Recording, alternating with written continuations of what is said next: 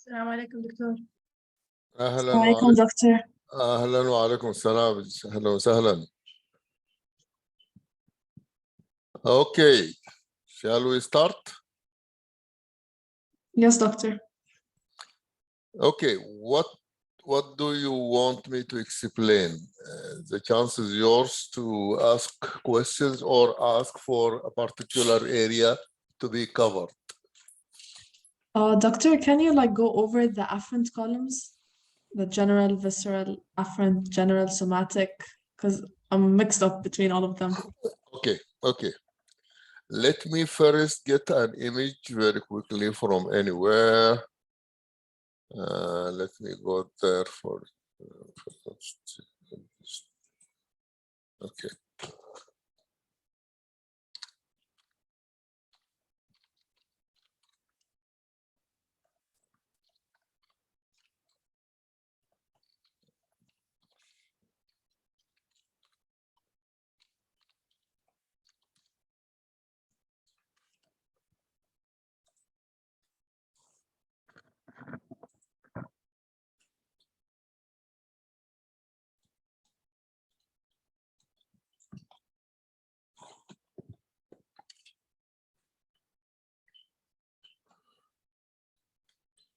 Okay, let me ask you three major questions related to the issue before I show you this image. We classify functions in three different ways. We classify them into whether they are general or special. We will discuss that, and whether they are visceral or somatic, and whether they are afferent or efferent. Jumana, are these three types of classifications clear to you, or shall we go through each one of them before we proceed? You know the difference between somatic and visceral, do you? Yes, doctor. What do we mean when we say somatic? Supplying the skeletal muscle, or muscles in general? Not really, more than that. Somatic, by the way, soma means body. Anybody else? Isra, ya Iman. What is somatic?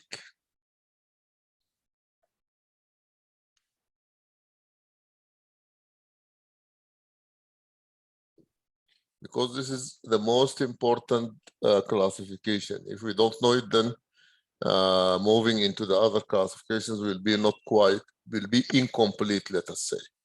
Maybe touch as well, pain. Well, these are details. I'm just asking, when we say somatic, what does it relate to? Juman said it is related to muscles. I said no, it is much more than that. Are you consciously aware of it? Sarah, yes? Are you consciously aware of it? No. What is somatic? What is somatic? Before we go into the details of what happens, when we say somatic, okay, is the tongue somatic? Yes. Is the knee joint somatic? Yes. Yes. Is it striated muscle? Huh? Striated muscle specifically. I don't. She said muscles. I said it is more than muscles, because now I said Have smooth muscles and striated, so maybe it's the striated part.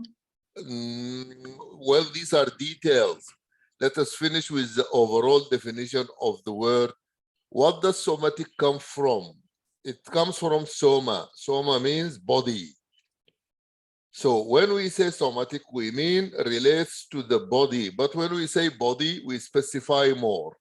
We will say relates to the body walls and limbs, body walls and limbs. So the walls in the head, the walls of the thorax, abdomen, pelvis, the wall.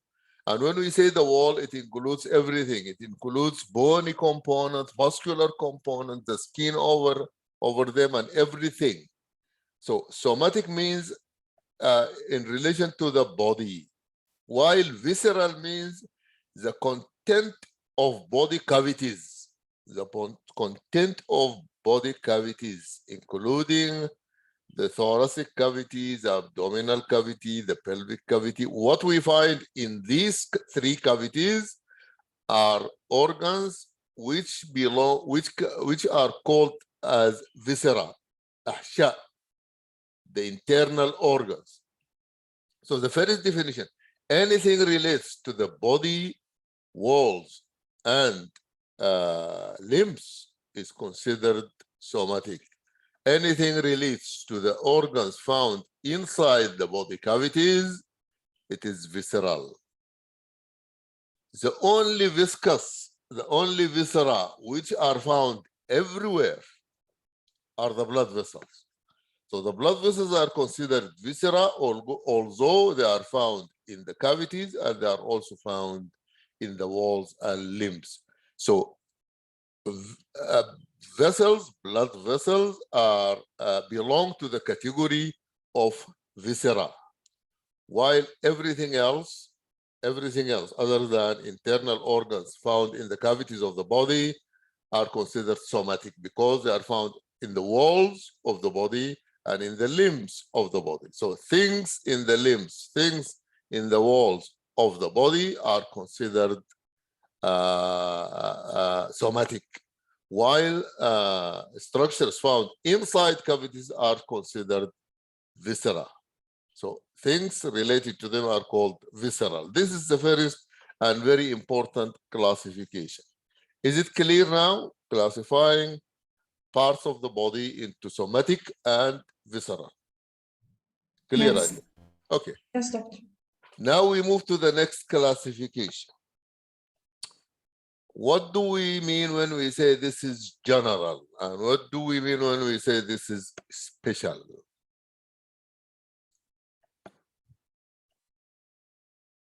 When we say this is general, this is special.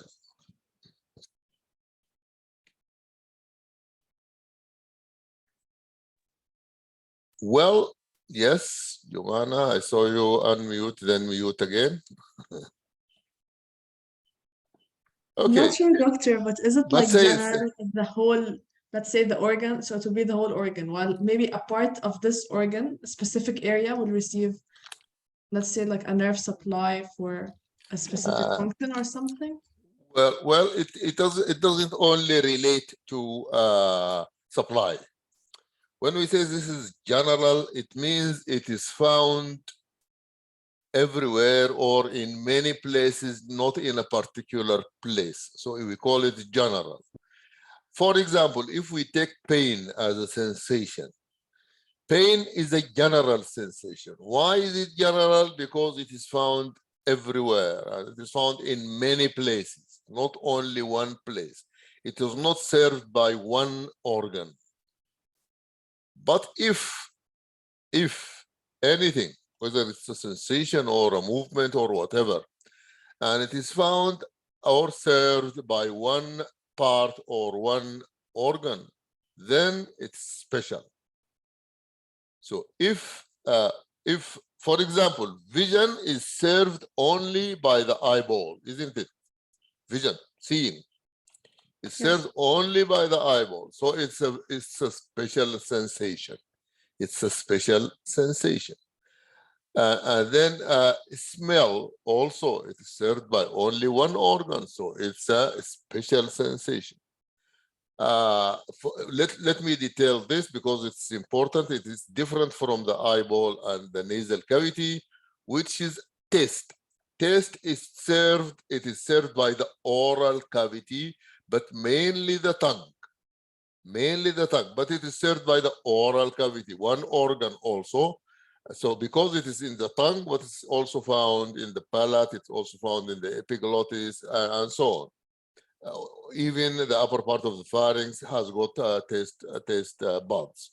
So taste is served by a special organ, which is the oral cavity, and so it's a special sensation. Now, also sensations found in blood vessels, although blood vessels are found here and there and everywhere, but they are considered as one entity, which is blood vessels. So sensations in blood vessels are considered a special type of sensation. It's special because they are served only by blood vessels, like osmoreception, chemoreception, and baroreception. These are special sensations because they are served by one organ, one entity, which is blood vessels. So when we say general, it means it is served by more than one organ and it's all over the place, while special, it is served only by one organ. So this is the second classification. So we classify functions, whether these functions are sensory or motor, into somatic and or visceral, but we also classify them as general or special. Then, of course, you know, with regards to the brainstem, with regards to cranial nerves, we have afferent, which means sensory, and we have efferent, which means motor. Are these three types of classifications? Because these are the basis for the columns. We cannot describe the columns unless we understand these three different classifications of the functions. The function is somatic if it is related to the body walls and limbs. The function is visceral if it is related to viscera, which are organs found inside the cavities of the body. The function is general if it is served by more than one organ, and it is a special if it is served by only one organ. Now, it is afferent if it is bringing sensation to cranial nerve nuclei, and it is efferent if it is carrying motor function away from cranial nerve nuclei. So these are the three classifications. Now, depending on these three functional classifications, I can now share with you the screen so that we describe the three types of columns seen in the brainstem. The columns in which groups of nuclei are grouped. And this is, let me go there and then share. Let me share now, and then I go to there. Okay, can you see my screen now? Yes, doctor. Yes, doctor. Okay, if you concentrate on the right half of this section of the brainstem. So the right half, if we are in the center, this is the center. Can you see the arrowhead? This is the center, Yes. this is the canal. Just next to the canal, we can see red nuclei. They are red, and these nuclei are most internal. They are very close to the central canal, the fourth ventricle, very close to the channel in the middle of the brainstem. So very close. This is the first group of nuclei. And by the way, the first three groups of nuclei are motor, and the second group of nuclei are sensory. So all the columns nearer to the center of the brainstem are efferent because they are motor. So we have three columns, and these three columns are motor, and they are nearer to the center. While the ones nearer to the surface are afferent, and they are all they are afferent, and they are also three columns. We will explain one of them later on, but there are mainly three columns, And these three columns are nearer to the surface, and they are sensory in nature, and they are afferent. They receive fibers coming from outside of the brainstem. If we start also, so internally or medially, we have motor or efferent nuclei or columns, functional columns. Externally, we have sensory or afferent columns of nuclei. So this is one. The second one, we start in the motor columns, we start internally with somatic. So we have a general. Why general? Because it is found everywhere. Skeletal muscles and joints and skin all over the place, here and there. So they are somatic. So somatic muscles are the muscles related to the skeleton, and they are related to the body walls and limbs. So these muscles are supplied by these cranial nerves, and these cranial nerves are nearer to the center, starting from the oculomotor nerve at the top. Then we have next to it number 4, which is the trochlear. Then we have number 6, which is the abducens. Then we have number 12, which is the hypoglossa. All of these are somatic. They are general because they are found everywhere, and they are efferent. So they are general somatic efferent nuclei, and the column is therefore the general somatic efferent column. This is the most internal, very close to the fourth ventricle and the aqueduct sylvius and the canal of the medulla. The second group, now we don't have a special somatic efferent. We don't have special somatic muscles. We don't. So there is no column called a special somatic efferent. We don't have one. But we have one which is parasympathetic. This one is the orange nuclei. We start in the midbrain with the Edinger-Westphal nucleus. It is found in this. It is what is so special about them? They are completely different, because first of all, they are striated, similar to skeletal muscles, and but they develop and they are attached to skeleton. They are attached to the skeleton. They are attached to cartilage. They are attached to the skin. They are attached to bone. So they are on the outside. They are not quite visceral on the inside. So they are attached to the skeleton in one way or the other, and they are striated. Nevertheless, they develop from the branchial arches. And because of that, they are considered visceral, related to viscera. So they are special and they are visceral, but they are, sorry.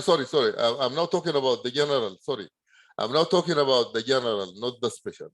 The general ones are the ones attached to the skeleton. They are striated and everything. No, it's not necessarily striated. If they are related to viscera, they are striated. If they are on the inside, they are smooth. But they are visceral, and they are found here and there. They are visceral, smooth muscles found here and there. They are visceral, smooth muscles found here and there. They are not found in one organ. Starting from the Edinger-Westphal. Okay, I need some interaction. Do you remember what does the Edinger-Westphal nucleus, which is part of the oculomotor nerve, what does it supply? Supplies the constrictor pupilli and the ciliary muscles? Yes, exactly. And these are smooth muscles found inside the eyeball. They control the ciliary, the opening of the iris, and they control the thickness of the lens. So these are, because they are smooth muscles, they are part of the viscera, and viscera are found everywhere. The smooth muscles are found everywhere. They are considered general visceral. Then remember, we described motor function as relating to muscles, but also relating to glands. So fibers going to glands are also efferent. So if we have glands supplied by efferent fibers, then these are visceral efferent. And because glands are found here, there, and everywhere, they are general. So they are general, but visceral efferent. So glands are general visceral efferent. So we have in the 5th cranial nerve, and we have the 7th cranial nerve, and we have the 9th cranial nerve, and we have the 10th cranial nerve. These, together with the Edinger-Westphal of the oculomotor nerve, these are general visceral efferent. They are general because they are found in more than one place. They are visceral because they are found in viscera, and they are efferent because they are motor. Now, thank you for answering for the Edinger-Westphal. What about the 5th cranial nerve? What do they supply? In The trigeminal nerve. Huh? The trigeminal nerve. The trigeminal nerve, yes. It has mandibular branch, maxillary, and Ophthalmic. Ophthalmic. Yeah, ophthalmic. But the only one with fibers, muscles. Which one, which division? By the way, it's not a branch, it's a division. Which division carries motor fibers? أول حاجة. Is it the mandibular? Huh? Is it the mandibular? The mandibular. Yes, thank you very much. What does the motor component of the mandibular division supply? Where does it go? Which muscles? Of mastication. Muscles of mastication. Okay, let us pause for a while. What is the difference between now the muscles of the constrictor pupillae and the ciliary muscles from one side, and the muscles of mastication? Is there a difference?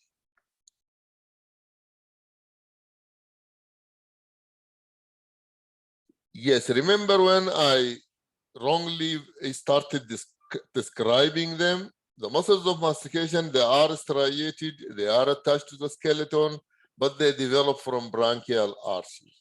And therefore they are not special, they are not general somatic, and they are not general visceral. They are visceral, but they are special visceral. So these are special visceral. So here, this diagram, let me close, because this diagram is confusing. It is coloring both of them in orange, and there are two different types of nuclei. Let me bring another one so that we don't become confused. Let me close this one. This one, no, it's not closing. Okay. Let me bring another one. Let me check their images. I need one. Yeah, this is better. This is better.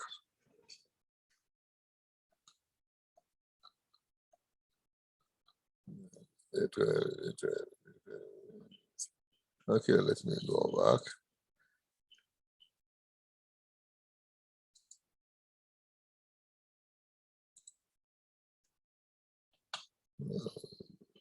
Let me check for this is the one which is not quite accurate.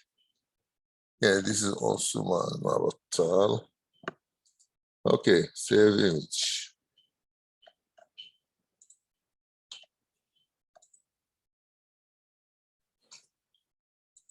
Okay, can you see this one? Yes, doctor. Yes, let us repeat, because there was a little bit of confusion in that previous diagram. Now, this is, you can see the purple ones near the center. The purple ones. Yes. This, and this. These are the motor, these are the somatic, and they are general somatic, and we don't have special somatic.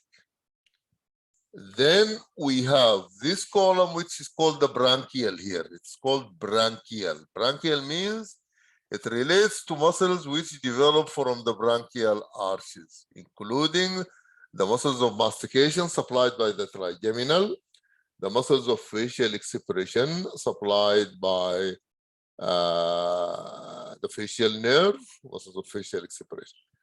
Then we have the laryngeal and pharyngeal muscles supplied by the glossopharyngeal, the vagus, and the accessory. But where? Only the, because the vagus has got an autonomic nucleus, and it has got a general, a special visceral efferent component. So the special visceral visceral efferent component, supplies the pharyngeal and the laryngeal muscles together with the glossopharyngeal and the accessory. So this column is called the branchial. They are visceral because they are related to viscera.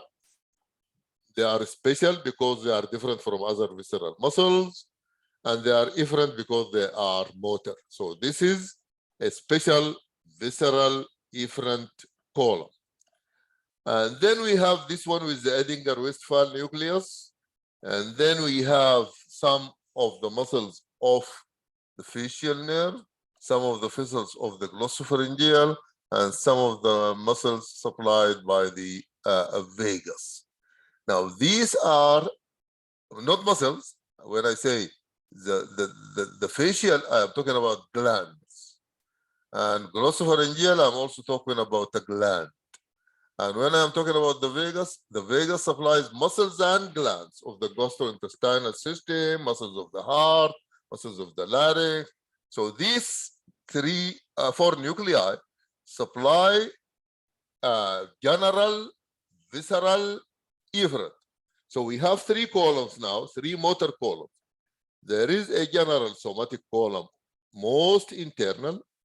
Then we have, by the way, this diagram is also not quite accurate because the nuclei of the general visceral are next to the general somatic, and next to them is the branchial one, which is special visceral. So we have on the inside general somatic efferent motor, then followed by general visceral efferent, then we have special visceral efferent.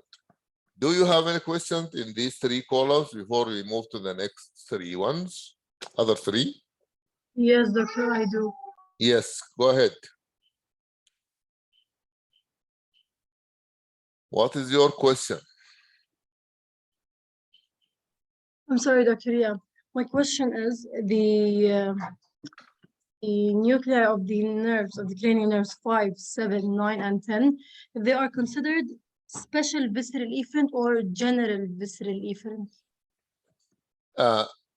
Five is a special visceral. 5 is special visceral because it supplies the muscles of mastication. Yes. And these muscles of mastication are branchial in origin. This is why it is special. But if you come to the vagus, the facial has got two nuclei. One of them is general.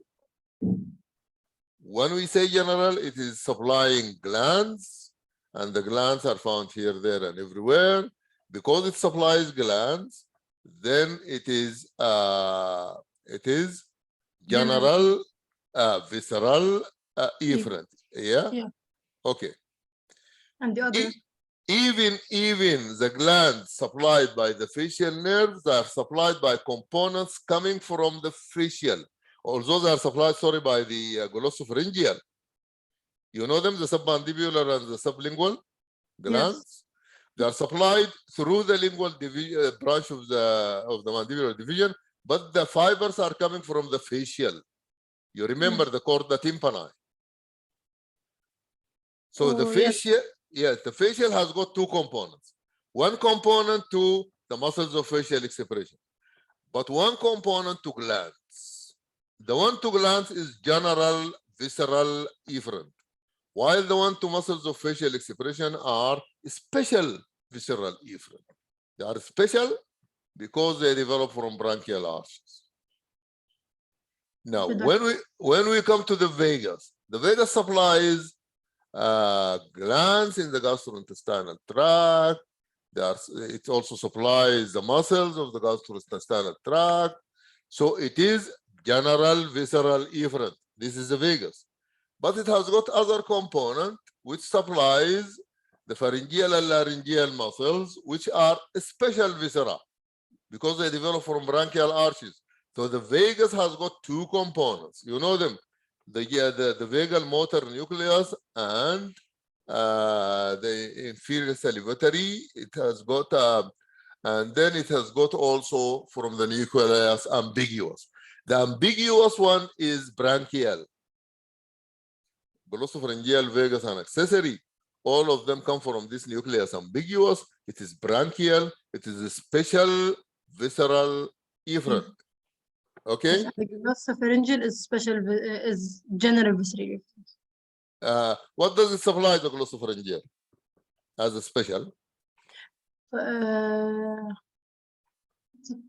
No, as special the gland. No. One, the glands, it supplies the glands, but the glands are not special. Glands are general. It supplies one muscle in the pharynx. What is it? The stylopharyngeus. Yes. This is the special visceral efferent component of the glossopharyngeal. While supplying the other glands here and there, these are general, so it is general. And for the glossopharyngeal, it comes from the inferior salivatory nucleus. Together, okay?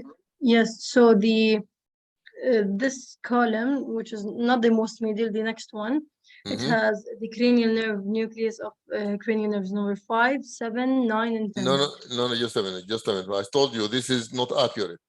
This blue column is supposed to be in the middle. Let me get you, and you remember the one I used in the lectures? Yes, doctor, we can open it. Yeah. The one I use in the lectures is different from this one. Let us check this one. This one is similar to that one. But anyhow, just remember it now because we want to move to the other one, the other 3 columns. Doctor, I can open like the PowerPoint. Okay, then I will stop sharing and I will allow sharing for Just allow me to share. Yeah, okay, man, خلاص. You could share it. Just a minute, let me open the sharing for everybody. Multiple participants can share. Now you can share.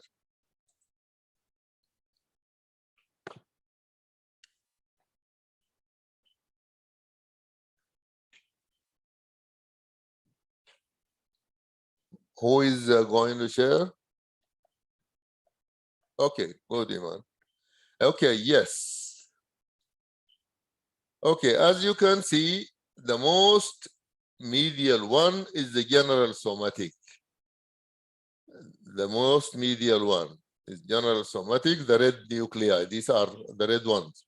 Next to them, as you can see, this, yes, the red nuclei, next to them, this is, this one, the general visceral efferent, is also called the parasympathetic column because starting from the one labeled as number 2, which is the Edinger-Westphal, supplying the muscles in the eyeball, the constrictor pupillae, and the ciliary muscles. So this one is parasympathetic. It is in the general visceral because general visceral means it is not only in the eyeball, it is also in the glands, also the muscles of the gut, also the muscles of the heart, muscles of the larynx, the heart, and not the larynx, but the bronchi, bronchioles, all the muscles in these parts of the respiratory tract, other than the larynx, are general, so visceral efferent column. Isra raising her hand. What is it, Isra? Doctor, why here in the general visceral efferent column there is no cranial nerve number 7, 9, and 10, though they have a part in general visceral efferent? What do you mean we don't have them? Like here in the general visceral efferent, I Mhm. can't see 7, 9, and 10. Yes, I can't see 7, 9, and 10. Though What is they take what is this nucleus number 6? This nucleus number 6 is the motor, the superior salivatory nucleus. food. I thought these are there's 13. How did I think? Okay, I'm sorry, doctor. Okay, and 13 is the inferior salivatory, while 12 is the dorsal motor nucleus of the vagus. These are the ones that Oh. supply general visceral efferent fibers. Okay. To make it stick, what does 6 supply? What does the superior salivatory nucleus supply? It goes with the vagus, with the facial, sorry, and it supplies glands. Which glands? And by the way, the nucleus is called superior salivatory nucleus. The salivary gland. Which ones? Palated. Huh? Iman said parotid. Not the parotid, the other two, the sublingual and the submandibular. What else? What else does the facial nerve supply as a gland? When you cry, Lacrimal. lacrimal gland. So this superior salivatory nucleus supplies the lacrimal glands, and it supplies the submandibular and sublingual glands. So they are, because they are glands, and glands are found, as you can see, here, there, and everywhere. So they are general visceral efferent. Okay, number 12 is the inferior salivatory nucleus. Sorry, is the dorsal nucleus of the vagus. And this one supplies the muscles of the gastrointestinal tract, the muscles of the heart, the muscles of the bronchi, the glands in the bronchi, the glands in the gastrointestinal tract. All of these are supplied by this dorsal vagal nucleus. Now, number 13 is the inferior salivatory, and the inferior salivatory is what? For which salivatory gland? The parotid. The parotid. through the glossopharyngeal nerve. So this is خلصنا من هذا parasympathetic column, which is the general visceral efferent column. The one next to it, there are 3 nuclei. One of them is number 5. For the nerve number 5, it is here nucleus number 7, but the nerve is number 5. So it goes with the trigeminal nerve, then they move with the mandibular division of the trigeminal nerve, and they supply the muscles of facial expression. Muscles of facial expression are special because they develop from the branchial arches. And this column is also called the branchial column. This is number 7. Number 8 is the motor nucleus of the face, of the facial nerve. They supply the muscles of facial expression. And the muscles of facial expression are also branchial in nature. So this is why they are special.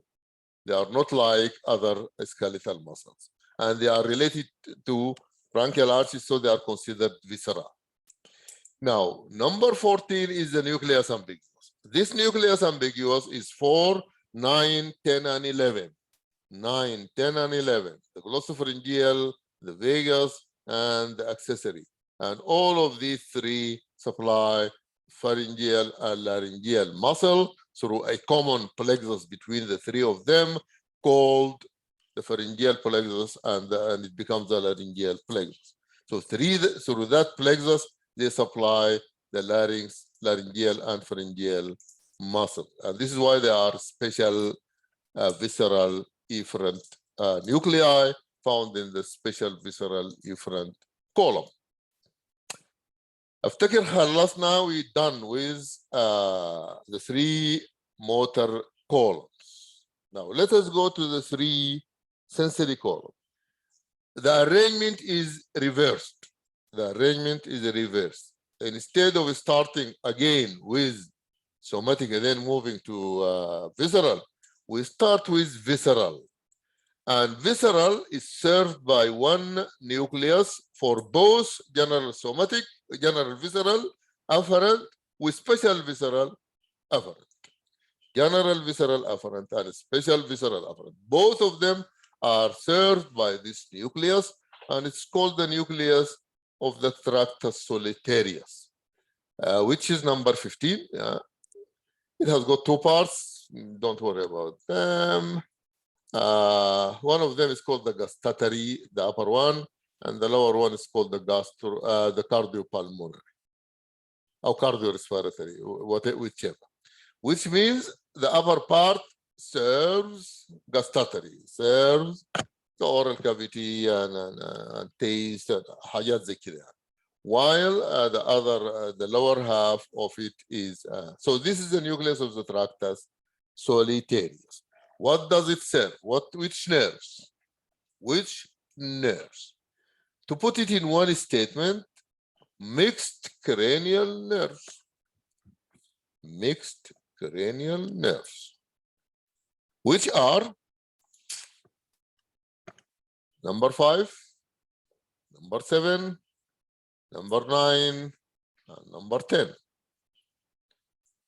Any general or special visceral sensation carried through these nerves reach this nucleus of the tractus solitarius. Now, what sort of special sensations and general sensation? When we say general visceral sensation, we describe general and we describe the special. We describe visceral, we describe somatic. And these are afferent. Afferent means coming to the brainstem. So what sort of sensation? Tell me about the sensations you find in relation to the special sensations, visceral sensation, in relation to the trigeminal nerve. What are the general sensations in relation to أول حاجة, does the trigeminal nerve carry visceral sensations? Trigeminal nerve.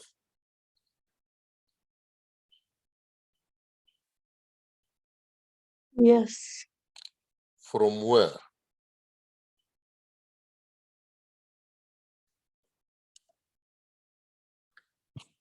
Because when I said does it carry, it means maybe it is just carrying them for some other nerve. Tell me about the nerve supply of the tongue.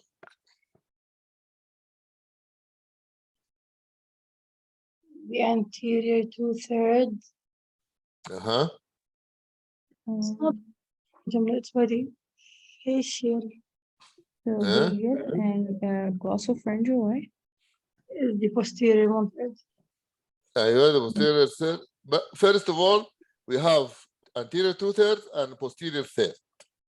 The anterior 2/3 are supplied by what? We have general sensation, we have special sensation. Special. The special by which nerve? Vagus, the facial. The facial. Yes. Glossopharyngeal, facial. What about the anterior 2/3 general sensation? Anterior 2/3 general sensation is by the Glossopharyngeal? No, glossopharyngeal is posterior 1/3. We're talking about anterior? Okay. Anterior, By the is it lingual. the trigeminal? No. Yes. The lingual branch of the mandibular division of the trigeminal nerve. The lingual branch of the mandibular division of the trigeminal nerve. General sensation from the anterior 2/3 of the tongue. while special sensation, which is taste from the anterior 2/3 of the tongue, is through the facial nerve. And it reaches this place through the chorda tympani of the facial. Okay, so the facial is now covered. What about glossopharyngeal? You just mentioned it supplies both Superior third. the posterior third of the tongue, both general sensation and special sensation. So Yes. Yes. does it also, anybody wants to say something? No, Does- doctor. Does it also carry some sort of a special sensation from somewhere else? The glossopharyngeal.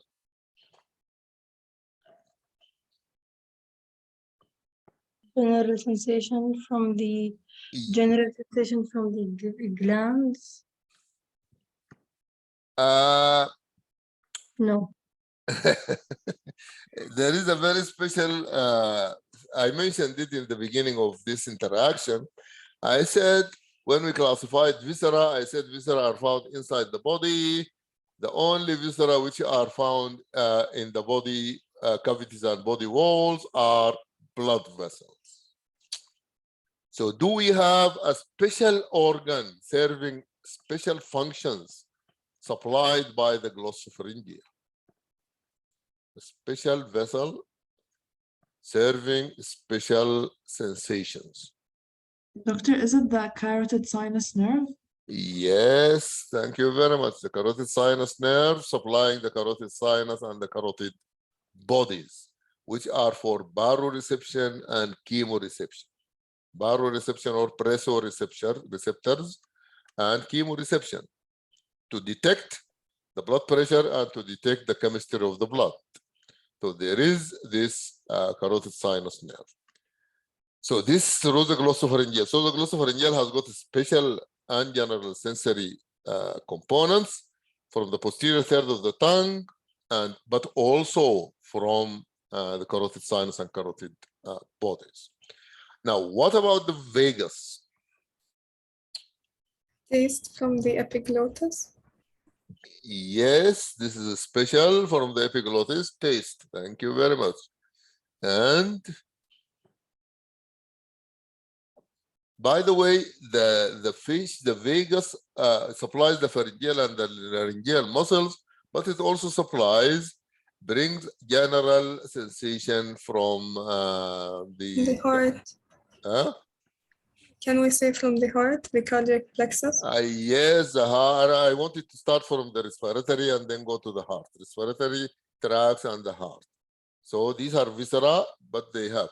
But does the heart have general sensations? Doctor, can you repeat the last part? What are we talking about exactly? Like which part of the column? What are we talking about exactly? The Can you nucleus, repeat? the nucleus of the tractus solitarius. The Where is it? nucleus of the tractus solitarius. This green one. The Yeah, green one is efferent because it is sensory. And it is visceral because it is sensory to viscera. But it is both general and special sensation from viscera. And then we started from the trigeminal, and then we moved to the facial, sorry. Then we moved to the glossopharyngeal. Now we are talking about the vagus. We are discussing which general sensations and which special sensations. Your colleague mentioned the special sensation, for example, taste from the epiglottis carried by the vagus. And then we started talking about general sensations. Then we agreed. General sensations are sensations which are found here, there, and everywhere. So pain and stretch and all of that are considered general sensations. Do we have general sensations in the heart? Do you feel whether the heart is stretched or not? No. No. What do you feel in the heart? Pain. Yes, yes, Angina, Heart infarction. angina and myocardial infarction. So there are general sensations. Do you feel pain in your trachea? Yes, we do. We do. Do you feel itch? Yes, yes, there is itch. Yeah. So we have some general visceral sensation, and then we have special ones, and we already described. So to wrap up, this nucleus of the tractus solitarius actually is efferent, carrying sensations, and sensations can be general or special visceral. The general are the cardio respiratory mainly, while the gustatory up there is a special visceral afferent from the nucleus of the tractus solitarius. What you do not see here, the cardio respiratory, as if they are only speaking about general visceral afferent, but some people consider chemoreception and baroreception as being a special visceral, okay? Special visceral. Now, the column next to the nucleus of the tractus solitarius, it relates to hearing and equilibrium, which means both cochlear, which is number 17, and vestibular, which is number 16. Now, vestibular and cochlear nuclei are found in this very special column because it serves the function of the inner ear. And the function of the inner ear is considered somatic because it is found as part of the skeleton. So it is considered somatic, but a very special type of somatic sensation. So it is a special somatic afferent. Special somatic afferent. And as you can see, although hearing is a special sensation, but it is somatic. And by the way, because it is not part of the column, some people also consider vision as a special somatic afferent also, because they consider the eyeball as part of the but people are not agreeing to that in relation to olfaction. They consider it a visceral sensation. So special somatic sensation relates to hearing and equilibrium served by the vestibulocochlear nuclei, and these are in this column. The last column, right on the surface, this one is the general somatic. It is general because it carries different sensations: pain, temperature, proprioception, position sense, or vibration. So these are general sensations. Now the general sensations are carried because they are general sensations. Also, like the ones like the sharing of the nucleus of the tractus solitarius, these are serving the head and neck,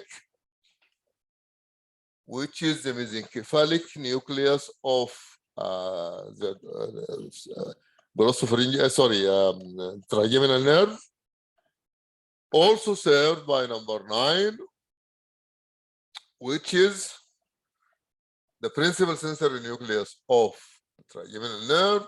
And then we have number 10, which is the spinal trigeminal nucleus. 9 and 10, these belong to the trigeminal nerve. But why, how are they shared? Although the principal sensory nucleus is actually for the trigeminal nerve, but it carries sensations, general sensations, general somatic sensations for the other 3 mixed cranial nerves. It carries mixed sensations of the facial nerve. It carries, general sensations of the facial nerve, general sensations of the glossopharyngeal, general sensations of the vagus. And these sensations, general sensations of the vagus, relate to the skin of the ear. The glossopharyngeal, the skin of the ear, and some parts inside the ear, the auditory canal. And then we have the sensations carried by the trigeminal nerve itself. So trigeminal nerve, facial, glossopharyngeal, and vagus are all served by the spinal trigeminal nucleus. But the the trigeminal is also served by number 9, which is the principal sensory nucleus, carrying type of sensations from the skin and joints. And then we have number 4, which is the mesencephalic nucleus of the trigeminal division of the trigeminal nerve. So these 3 nuclei, they serve the trigeminal nerve, but they also serve the facial, the glossopharyngeal, and the vagus general sensation from skin, joints, muscles, etc. So these are the 6 functional columns, but there are 7 functions, because one column, which is the nucleus of the tractus solitarius, serves general visceral afferent and general and special visceral afferent. Okay, any questions? The 6 functional columns and the 7 functions.